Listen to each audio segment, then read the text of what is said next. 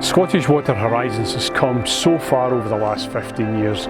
We have been pushing the boundaries of science and technologies, and we're in a different place to where we were 15 years ago.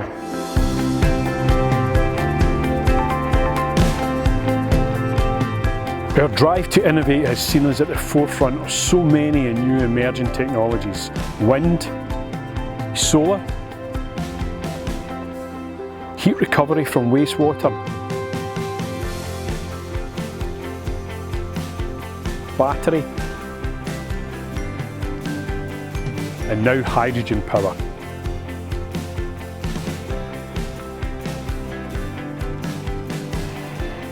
We're always striving to develop greener solutions.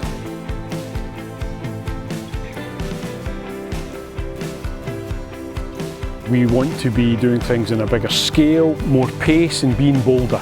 We want to help the environment, and we want to help Scotland flourish.